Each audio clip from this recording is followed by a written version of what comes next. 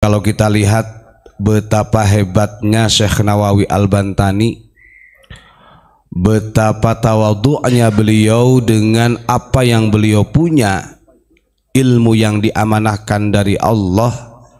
Ini kan berbeda dengan orang-orang yang sekarang.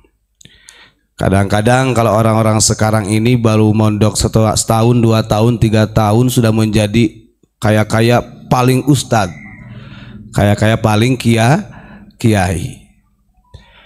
Kita bisa mengetahui kesederhanaan Syekh Nawawi itu ketika di Makkahul Mukarramah. Ini berdasarkan persaksian dari dzurriyyahnya. Beliau Syekh Nawawi itu ketika berada di Makkahul Mukarramah, cara mengenakan pakaian beliau itu tidak akan pernah berubah dengan tradisi yang ada di sana. Artinya kalau sarungan ya sarungan karena orang Indonesia. Lamun pecina putih temake putih anjeunna mah tetap pakai peci hideung. Bahkan salah satu tradisi taklim yang diajarkan oleh Syekh Nawawi pada waktu itu yang berada di Serambi, yang di Serambinya Masjidil Haram, itu metode taklimnya seperti yang kita gunakan di pesantren. Halakohnya seperti itu.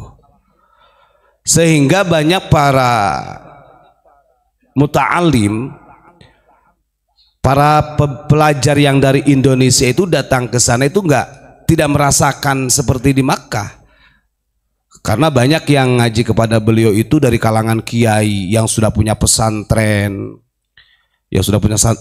di Indonesia, kemudian ngaji kepada beliau. Bahkan Syekhona Khalil Bangkalan sendiri, beliau belajar kepada Syekh Nawawi sudah jadi kiai, sudah punya santri.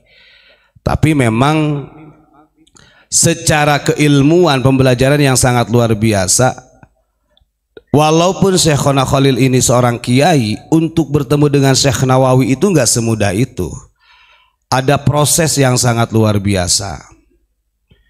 Jadi Syekhona Khalil ketika mendengar ada ulama Sayyidul Ulama Il-Hijaz dari Banten yang mengajar di Makkahul Mukarramah sekaligus menjadi imam Masjidil Haram yang kedua, meneruskan gurunya Syekh Junaid Betawi.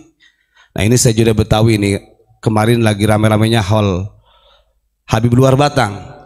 Padahal Habib Luar Batang itu kalau kita bongkar, nanti kita bongkar sedikit-sedikit, itu bukan Habib. Beliau adalah Asy-Syarif Al-Hasani, cuman dicangkok oleh Ba'alawi, lagi-lagi Ba'alawi. Ketika Syekhona Khalil mendengar kemasyhurannya Syekh Nawawi di Makkah, akhirnya beliau bergegas berangkat ke Makkahul Mukarramah.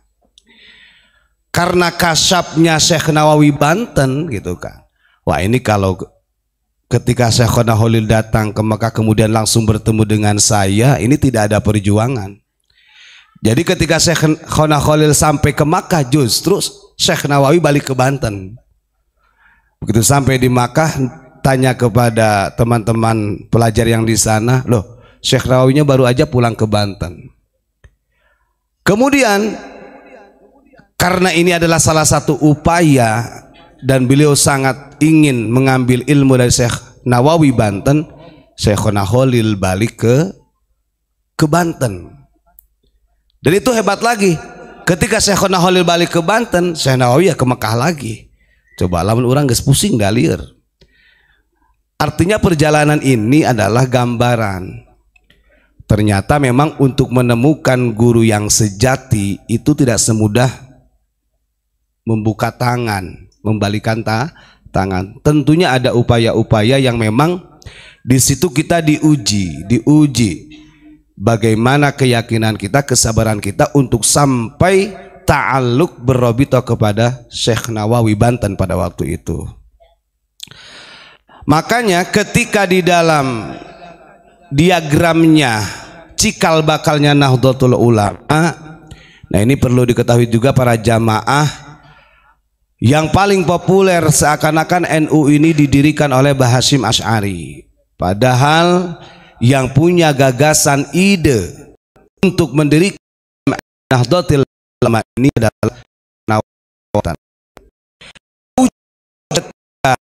didirikan Syekh Nawawi pada tahun 1923 kalau gak salah ya, atau 24 mungkin, memerintahkan kepada murid-muridnya yang belajar di tanah Hijaz untuk berkumpul di Menes. Ini jauh-jauh hari sebelum NU berdiri. Tempatnya di Malnu. Dulu itu yang sekarang ada, kalau mungkin yang tahu, di Menes ada Matlaul Anwar, Universitas Matlaul Anwar yang punyanya Muhammadiyah. Dulu itu namanya Malnu. Kenapa disebut dengan Malnu? Artinya Matlaul Anwar Linahdlatul Ulama. Maka sebenarnya kalau ada orang NU kemudian berbeda pandangan menjadikan permusuhan dengan Muhammadiyah, ini sangat keliru. NU didirikan ini juga dorongan daripada Muhammadiyah, karena Muhammadiyah lebih dulu berdiri. Nah, ketika kumpul pertama di Menes, di tempat Malnu itu yang sekarang jadi universitas Matlaul Anwar Linahdlatul Ulama, disitulah membicarakan strategi bagaimana supaya para alim ulama ini bisa guyub, artinya bisa mensukseskan untuk merebut kemerdekaan dari pemerintah kolonial Belanda yang pada waktu itu masih pemerintah Hindia Belanda. Dan perlu diketahui, pemerintahan Hindia Belanda ini sebenarnya bukan pemerintah yang sah, karena pemerintahan Hindia Belanda itu adalah pemerintahan yang mengambil alih, mengambil paksa dari Sunda Kelapa, yang pada waktu itu Sunda Kelapa ini ya seluruh Jabotabek sampai ke Banten ini Sunda Kelapa, dan itu dipimpin oleh kerajaan Kesultanan Banten. Maka wajar kalau ketika 1983 kemudian 1984 sampai ke 1988 itu ulama-ulama Cilegon, ulama-ulama Toriko ingin merebut kembali daripada pemerintahan Hindia Belanda, karena itu hak Nusantara, walaupun dipatahkan dengan fatwanya Utsman bin Yahya. Ya, kenyataannya akhirnya bisa diambil lagi yang sekarang menjadi Jakarta. Nah, itu adalah salah satu sekilas sejarah. Artinya Syekh Nawawi ini walaupun beliau bermukim di Makkah, kemudian beliau dimakbarohkan, disarekan atau ditidurkan beliau di Ma'la, tetap beliau itu sangat ikut andil, peranannya sangat besar memikirkan bagaimana bangsa Indonesia ini bisa merdeka. Dan begitu, sehingga dari ide-ide cikal bakalnya Nahdlatul Ulama ini dituangkanlah oleh Syekh Nawawi kepada murid-muridnya, diantaranya yakni Syekhona Khalil Bangkalan. Karena Syekhona Khalil Bangkalan sudah sepuh, maka amanah ini diteruskan kepada Hadratus Syekh Hasyim Asy'ari melalui pelantara Kiai As'ad Situbondo atau Kiai As'ad Syamsul Arifin. Itu sejarah yang utuh. Nah, yang beredar, yang kebanyakan orang ini seakan-akan mutlak, yang punya ide kemudian yang mendirikan itu adalah Mbah Hasyim Asy'ari. Sehingga banyak di NU itu foto-foto yang terpasang itu tidak banyak, hanya 3 ulama-ulama di Jombang, padahal dari beberapa persaksian daripada Duriyah Muassis NU 1926 itu hampir 400 lebih ulama-ulama kita yang berperan penting untuk mendeklarasikan NU. Artinya muasisnya banyak.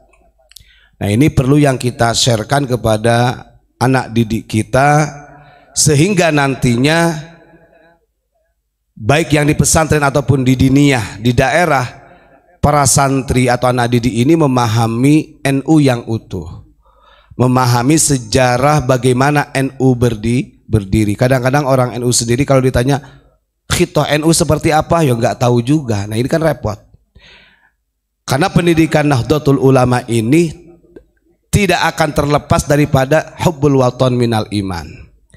Kemudian kalau ada lagi orang Nahdiyin, andai kata ada orang Nahdiyin tapi dalam mindset kemudian pola pikirnya, sifat terjangnya jauh dari hubbul waton minal iman, nah itu juga perlu dipertanyakan.